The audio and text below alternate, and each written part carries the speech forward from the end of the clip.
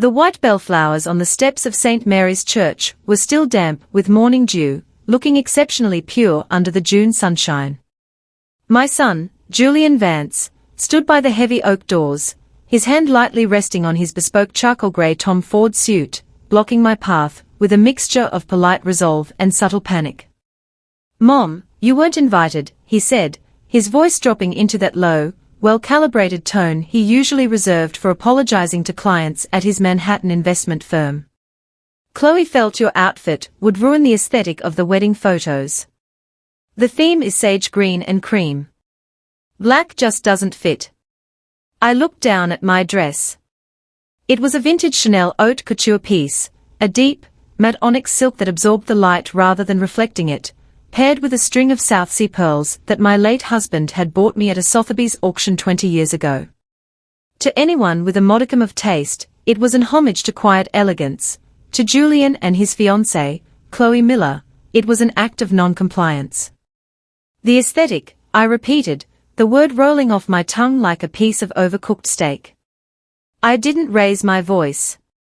A lifetime of designing luxury interiors for Upper East Side townhouses had taught me that the loudest person in the room is always the most insecure. "I see. So my 24 years of raising you have been neatly categorized as a color grading error." "Don't do this, Mom," Julian sighed, rubbing his forehead, a telltale sign that his corporate composure was fraying. He glanced nervously toward the church lobby, where several young men in identical sage green ties were laughing with glasses of champagne in hand. "Chloe's family has a lot of high-profile guests coming from Boston. Her father's partners at the firm, members of the country club. We wanted everything to be perfect. You agreed to a small, private ceremony, didn't you? We thought you'd prefer to stay at the suburban house and avoid the crowd." "A small, private ceremony," I murmured. 2 weeks ago, over a modest Sunday brunch of smoked salmon and sourdough toast at my house in the suburbs, Julian and Chloe had held my hands, their faces painted with filial piety. "Mom," Julian had said, "New York weddings are so commercialized. We just want a quiet, intimate blessing with 20 people. No fuss, no grand banquets." I had smiled, kissed their cheeks, and told them I understood. What I didn't say was that 3 days later, my assistant forwarded me the leaked catering contract from Caviar and Clover, one of Manhattan's most exclusive event planners, detailing a 300-guest reception, a 5-tier imported fondant cake, and a live jazz band flown in from New Orleans. They hadn't wanted a simple wedding. They had wanted a grand, aristocratic-style gala, but they wanted it entirely funded by the Vance Family Trust, while keeping the middle-aged, suburban mother out of the frame, because my presence didn't match the old-money heritage Chloe was desperately fabricating on her Instagram stories. "Julian." A sharp, high-pitched voice cut through the air. Chloe Miller appeared at the door, her Vera Wang lace gown trailing behind her like a pristine cloud. Her lips were painted a perfect nude, but her eyes narrowed the moment they landed on me. "The photographer is setting up the drone for the aerial shot of the arrival. What's taking so long?" She didn't look at me. She treated me exactly like an uninvited solicitor who had wandered onto a private estate. "Nothing, honey." Julian turned instantly, his posture shifting into that of a loyal, eager-to-please golden retriever. "Mom was just leaving. She dropped by to wish us well."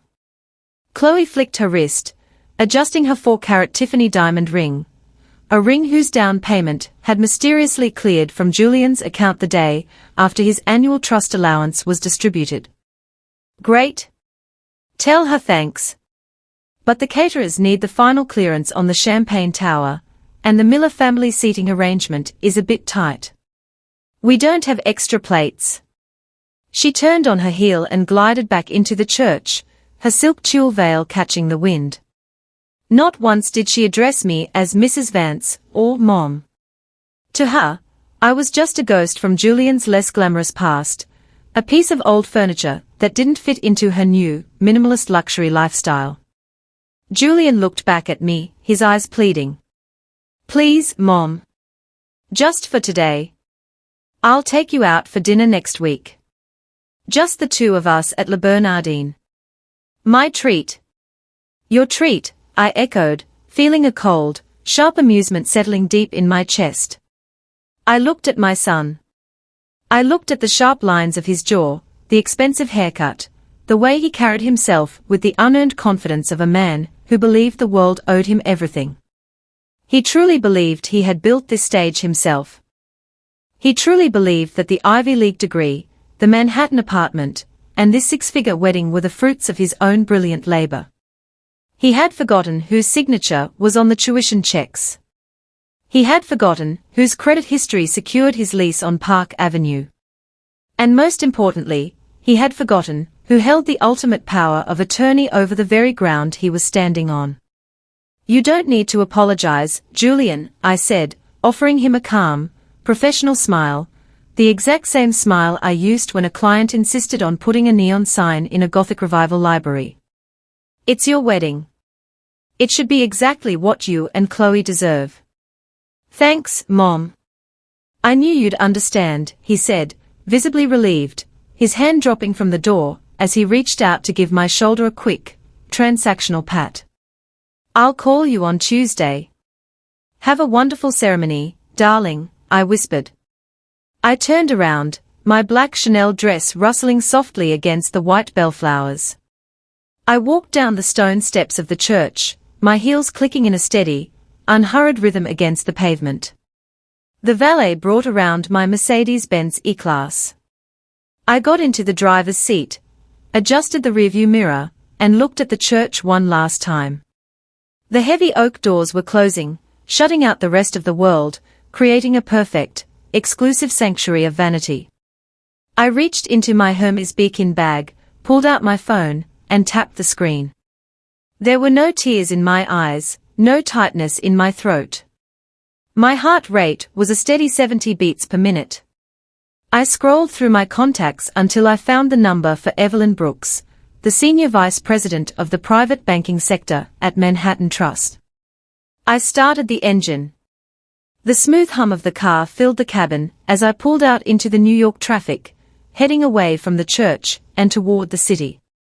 Evelyn, it's Eleanor, I said into the Bluetooth headset, my voice as smooth and chilled as a glass of Chardonnay. I need you to freeze the secondary authorization on the Vance Family Trust corporate account immediately. Yes, the one linked to the American Express Centurion card ending in 4002. And call the management at St. Mary's Church and Caviar and Clover. Tell them the final authorization code for today's event funding has been revoked due to a breach of contract. I paused, watching the green lights of the avenue open up before me. Let's see how long their perfect aesthetic lasts on an empty stomach. The Algonquin Hotel on West 44th Street always smells of old leather, heavy drapes, and the faint, ghostly aroma of mid-century tobacco. It is the perfect place to hide when you want to watch the world burn in slow motion. I sat at a small round table in the corner of the blue bar, the dim, indigo lighting reflecting off the ice cube in my glass of 12-year-old Macallan. It was 1:15 p.m. At St. Mary's Church, Julian and Chloe were likely exchanging vows, weeping tears of pure, photogenic joy for the drone cameras. Everything all right with the drink, Mrs. Vance? Marcus, the bartender, who had known my late husband for 15 years, slid a small bowl of smoked almonds toward me. The whiskey is excellent, Marcus, I replied, gently rotating the glass. But I've always found that the most expensive ingredient in any cocktail is the arrogance of the person ordering it. Marcus chuckled, wiping down the mahogany counter with a crisp white towel. In this city, that ingredient usually costs people their fortunes. Precisely. I smiled, took a slow sip, and unlocked my phone. The screen was already a graveyard of missed calls and panicked text messages. All of them were from Julian. The first wave had arrived at 12:45 p.m., exactly 15 minutes after I had spoken to Evelyn at Manhattan Trust. *12:45 p.m. Julian, Mom, did you do something with the corporate Amex? The wedding coordinator just said the card was declined for the final venue fee. Asterisk 12:48 p.m. Julian, Mom? Please answer. It's a $15,000 balance. The church needs the clearance before we move to the reception. Asterisk 12:52 p.m. Julian, emergency, Mom. Chloe is crying. Call me back. Asterisk. I didn't call him back. Instead, I tapped the contact for Pierre Dubois, the executive chef and owner of Caviar and Clover Catering. Pierre was a brilliant culinary artist, but like most Frenchmen running a luxury business in New York, his loyalty extended exactly as far as the clearing of a wire transfer. Eleanor, Sherry. Pierre's voice boomed through my earpiece, though it was instantly tightly coiled with professional stress. I am so glad you called. I am at the reception venue at the public library, and my staff, they are facing a very bizarre situation with the payment authorization. I know, Pierre, I said, leaning back into the leather booth. I personally revoked the authorization code from the Vance Trust. A heavy, 5-second silence fell over the line. I could almost hear Pierre's mustache twitching through the network. But the truffle tartlets, the roasted rack of lamb, the caviar bar. Eleanor, the guests will arrive in 45 minutes. There are 300 people. Then I suggest you adjust the menu to match the new budget, Pierre, I said calmly. What can $0 get them? Tap water, Pierre whispered, his voice trembling slightly. And perhaps some stale crackers from the staff pantry. Perfect. Serve that on the Tiffany silver platters, I said.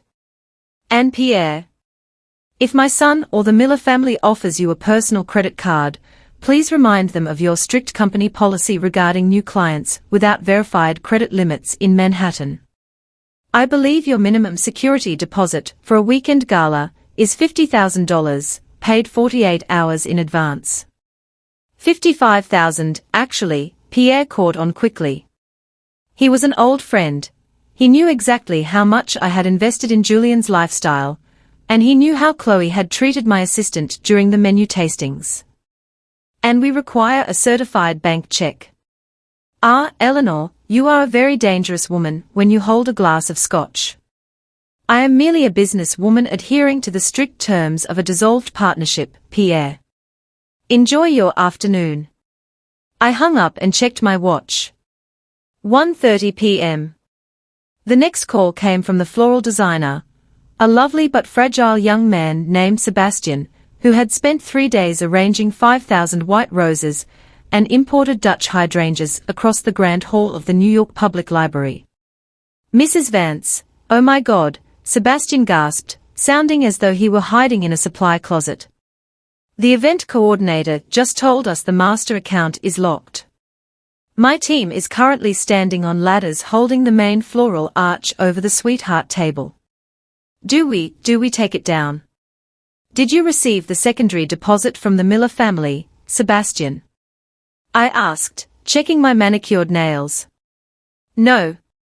They said everything was handled by Julian and the Vance Trust.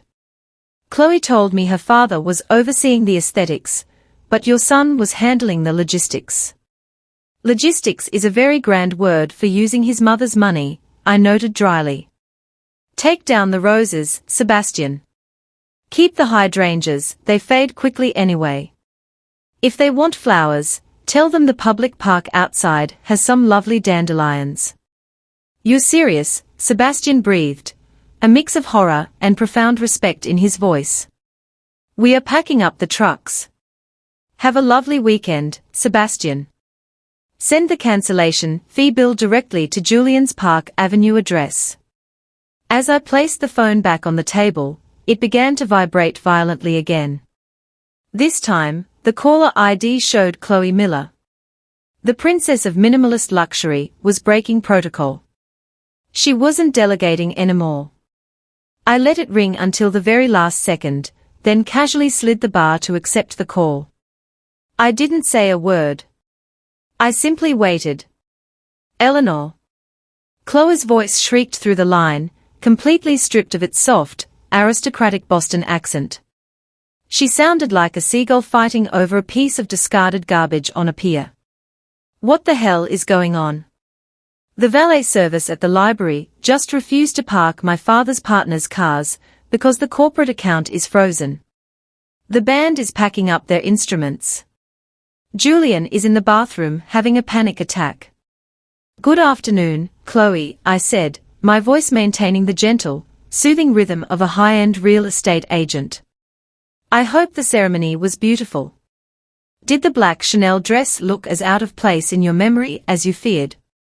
Are you doing this because of the seating arrangement? She demanded, her breathing heavy and ragged.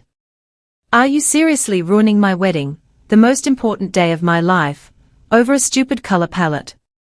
This is incredibly petty. My father is a senior partner at his firm.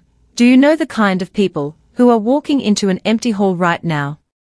Then your father should have no problem writing a check to Pierre and Sebastian, I replied smoothly. After all, Julian told me the Miller family was a pillar of the New England society. Surely a $50,000 catering bill won't trouble a man of his stature. That's not the point. Chloe stammered, her voice cracking. Julian said the Vance Trust handled the wedding. It's in the contract. The contract was signed by me, Chloe. And as the sole trustee, I have decided to audit the expenses. I found that funding a celebration that excludes the source of the funds lacks financial logic. It's what we call a bad return on investment. You crazy old. I tapped the screen, cutting her off mid-syllable. I took another sip of my Macallan. The alcohol warmed my throat, leaving a pleasant hint of peat and oak. I looked at Marcus, who was watching me with an amused glint in his eye. Marcus, I said, setting the glass down. What do you think happens when 300 hungry people in black tie attire realize there is no champagne, no food, and no music? Marcus smiled warmly, pouring a fresh splash of water into a clean tumbler. I believe, Mrs. Vance, they call that a social execution. Let the execution begin, I murmured.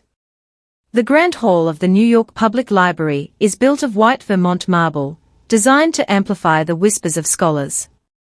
But at 2:45 p.m. on this particular Saturday, it amplified something entirely different, the collective, horrified murmur of 300 starving aristocrats. I walked through the Fifth Avenue entrance, the heavy bronze doors swinging open behind me. I had left the Algonquin Hotel, taken my time checking my makeup, and decided to witness the aesthetic of my investment firsthand. The scene was a masterpiece of minimalist disaster. The grand tables were set with finest crystal and Tiffany silverware, but they were entirely bare. Sebastian's team had been thorough, the 5,000 white roses were gone, leaving only naked, green florist foam brackets clamped to the marble pillars like unsightly warts. A few stray petals lay on the floor, crushed by the expensive heels of Boston lawyers and Wall Street executives, who were currently looking around for a glass of water. In the center of the room stood Julian and Chloe. Julian's Tom Ford suit looked slightly less bespoke now that his tie was completely undone, his white shirt collar stained with sweat. Chloe was vibrating with rage, her Vera Wang train caught on a stray piece of packing tape left by the departed florists. Her mother, a woman who wore her facelift like a tight hostage mask, was frantically trying to fan herself with an empty menu card. Where is the staff? Richard Miller, Chloe's father, was barking at a young, terrified intern from the library's event staff. Richard's face was the color of a ripe tomato, his tailored suit jacket stretched tight over his golf club stomach. We paid for a 5-course dinner. Where is Pierre? Where is the damn champagne? Sir, the catering company left 20 minutes ago, the intern stammered, backing away. They said the account was closed out. They even took the ice. I am going to sue. Richard roared, his voice echoing off the vaulted ceilings. Julian. You told me your family's trust had a platinum-level clearance with these vendors. My partners from the firm are sitting at table 2 drinking sink water out of crystal glasses. Julian looked as though he wanted the marble floor to open up and swallow him whole. He was biting his thumbnail so hard it was bleeding, his eyes darting toward the entrance. That was when he saw me. "Mom," he yelled, his voice cracking like a desperate teenager's. The entire room fell silent. 300 pairs of eyes shifted from the empty tables to the back of the hall, where I stood in my onyx Chanel dress, looking like the only person who had actually been invited to a funeral. Julian ran down the marble steps toward me, nearly tripping over his own glossy Oxfords. "Mom, thank God. You have to fix this. There's been a massive bank error. The vendors are leaving, the band left, they said the check bounced. Tell Richard it's just a misunderstanding. Call Evelyn right now." I didn't move. I kept my hands folded over my Birkin bag, looking at him with the detached curiosity of a scientist observing an amoeba. "There is no bank error, Julian," I said, my voice carrying perfectly through the silent hall. "Evelyn didn't make a mistake. I did. I mistook my son for a grown man capable of paying for his own illusions." Chloe marched down the steps behind him, her heels clacking like a firing squad. "Eleanor. How dare you show up here and humiliate us? Do you have any idea who is in this room? This is my wedding day. You are ruining my life over a petty family grudge." "Your wedding day, Chloe, was funded by my late husband's sweat and my own corporate design contracts," I replied, my tone dropping into a freezing, alpine calm. "If you wanted an elite New York society wedding, your father should have paid for it. If you wanted a Vance family wedding, you should have remembered that I am the only Vance who actually owns the name." Richard Miller strode over, puffing out his chest. "Listen here, lady. I don't care what kind of domestic dispute you have with your son. You signed a contract with the event planner. You are legally obligated." "I am legally obligated to nothing, Mr. Miller," I interrupted, pulling a folded document from my bag and tapping it against his expensive silk lapel. "This is the structural framework of the Vance Family Trust. Article 4, Section 2, any expenditure exceeding $10,000 for a beneficiary requires the physical signature of the managing trustee." Julian forged my digital token to clear the initial deposit. "That, Mr. Miller, is not a domestic dispute. That is a federal financial fraud." Richard's face instantly drained of color. He looked at Julian, his jaw dropping. You didn't have the clearance." Julian looked down at the floor, his shoulders slumping. The arrogant Manhattan investment banker vanished, replaced by the fragile, spoiled boy who used to cry when he didn't get the biggest slice of birthday cake. "Moms, please. Don't do this in front of everyone. We can talk about this at the house." "We did talk about it, Julian. You told me you wanted a small, private ceremony to avoid the crowd," I said, scanning the room, making eye contact with several of Chloe's high society guests, who were now whispers deep in the gossip of the decade. And I agreed. "So, I am leaving you to your small, private ceremony. It seems you have plenty of space now." "Eleanor." Chloe screamed, her voice hitting a register that made the crystal chandeliers ring. "You can't just leave us here with nothing. We have 300 guests. What are we supposed to feed them?" I turned toward the grand bronze exit, pausing just for a moment to look back over my shoulder. I gave her a small, elegant nod. "I believe the public library has an excellent selection of literature, Chloe. If your guests are hungry, they can always try reading the recipe books." I walked out of the hall, the heavy bronze doors shutting behind me with a solid, satisfying thud. Behind me, the sound of Chloe's tears and Richard's screaming was completely cut off, replaced by the beautiful, chaotic, and wonderfully real roar of the New York City streets.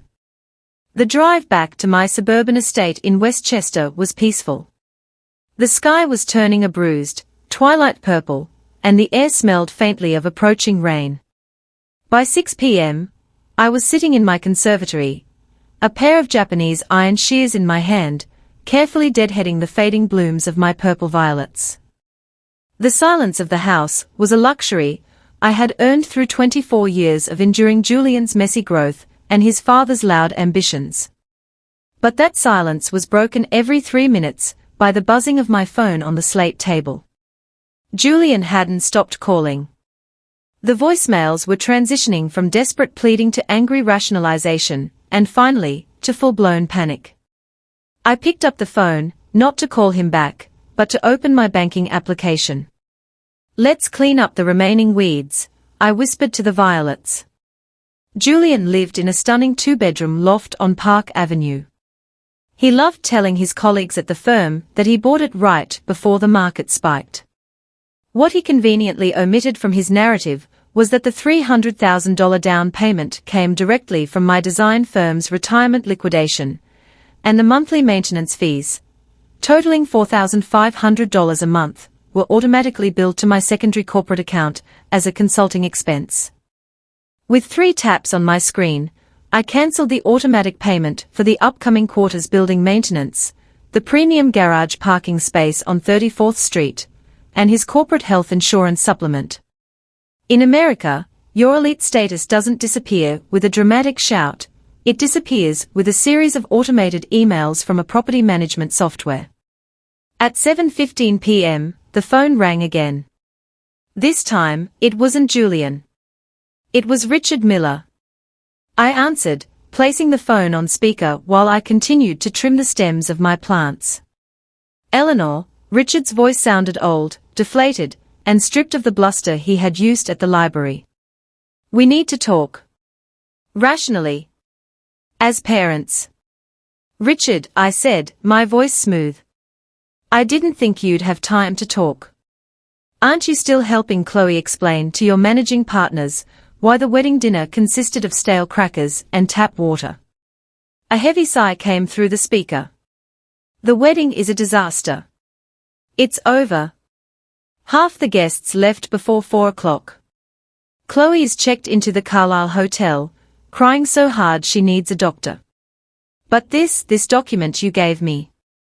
About Julian forging your digital token.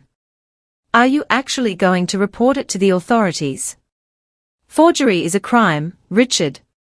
Especially when it involves a registered trust fund managed under New York state law," I replied, snipping a dead leaf. "The compliance committee at Julian's firm takes a very dim view of financial fraud. I believe they call it a character deficiency that warrants immediate termination. If he loses his job, he can't pay the mortgage on his apartment." Richard pitched his voice lower, trying to appeal to my maternal instincts. "He's your son, Eleanor. You'd destroy his entire career over a dispute about a wedding invitation."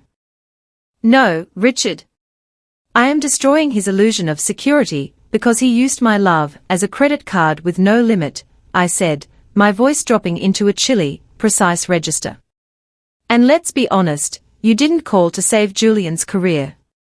You called because you realized that if Julian is broke and facing a fraud charge, your daughter didn't marry a wealthy Manhattan legacy heir. She married a heavily indebted boy with a luxury wardrobe he can no longer afford. And you don't want to support them both on your partner salary." The silence on the other end was absolute. I had pulled back the curtain, and Richard Miller was looking directly at his own financial nightmare. "You're a cold woman, Eleanor," he finally whispered. "No, Richard. I am just an interior designer who knows when a structure is too rotten to be saved.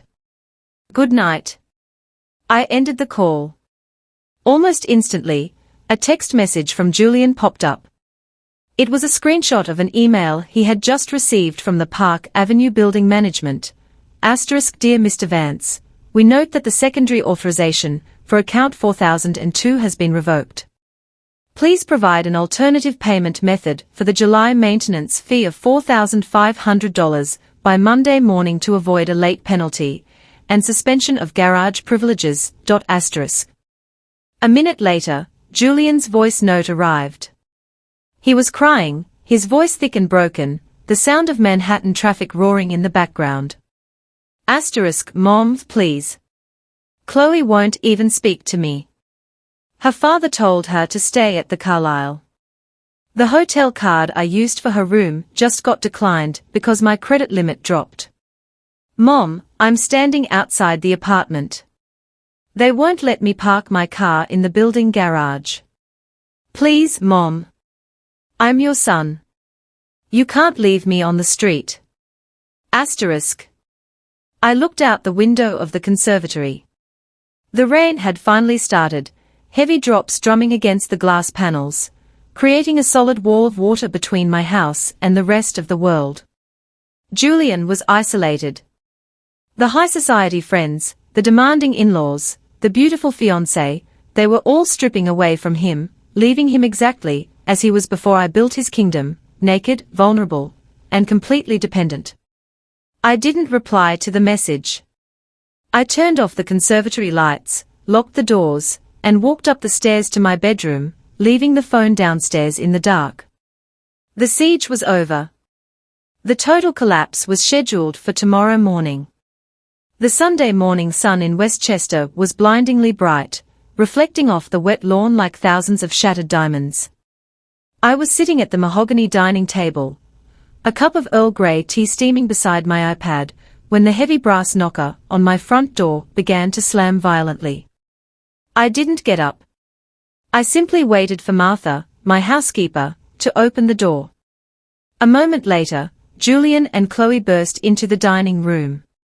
They looked like two survivors from a high-society shipwreck. Julian's Tom Ford suit was wrinkled, his hair greasy and uncombed. Chloe was still wearing her Vera Wang wedding gown, though the bottom 6 inches of the expensive lace was stained black from the Manhattan puddles. Her eyes were red, swollen, and wild. "Mom!" Julian shouted, slamming his hands onto the polished wood of my table. "You have to stop this. We've been driving around all night. My cards are frozen, the apartment building locked my garage access, and Chloe's father is threatening to annul the marriage if I don't clear my name by noon." Chloe stepped forward, her voice trembling with a mixture of exhaustion and desperate anger. "Eleanor, please. We are sorry." "Okay. We are sorry we didn't include you in the aesthetic. It was a mistake. But you've made your point.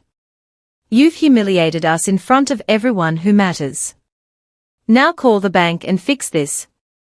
I took a slow, elegant sip of my tea, then reached for a manila folder lying neatly on the edge of the table. I slid it across the mahogany surface until it tapped against Julian's bruised knuckles. "What is this?" Julian muttered, his fingers shaking as he opened the folder. "That," I said, my voice echoing with a calm, absolute finality, "is the final invoice for your 24 years of existence, Julian. Along with a notarized asset liquidation notice." Julian's eyes scanned the document, his face turning an ash-gray color. The Park Avenue apartment. "You're selling it." "The apartment is owned entirely by the Vance Corporate Trust, of which I am the sole director," I explained, leaning back in my chair. "I accepted an all-cash offer from an overseas buyer at 9 o'clock this morning. They waived the inspection. You have until next Friday at 5 p.m. to remove your bespoke suits and your custom watch collection. After that, the locks will be changed." "You can't do that," Chloe shrieked, clutching Julian's arm. "That's our home. We were supposed to move our wedding gifts in there tomorrow. Where are we supposed to live?" "I suggest a modest studio apartment in Queens, Chloe.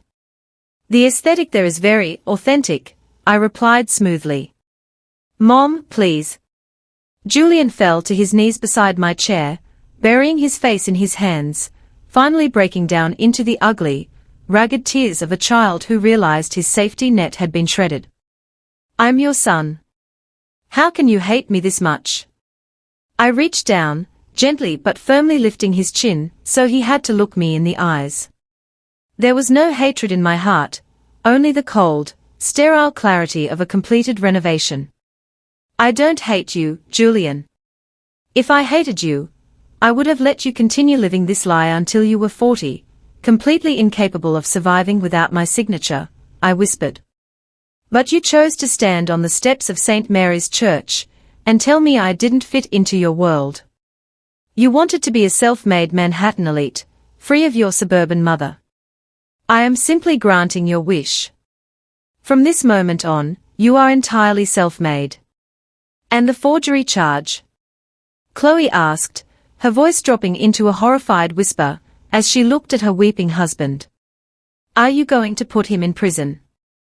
The Manhattan Trust Compliance Team has agreed to settle the matter internally, provided Julian signs over his remaining secondary shares in the Vance Legacy Fund to cover the venue cancellation penalties, I said, sliding a gold Montblanc pen toward my son.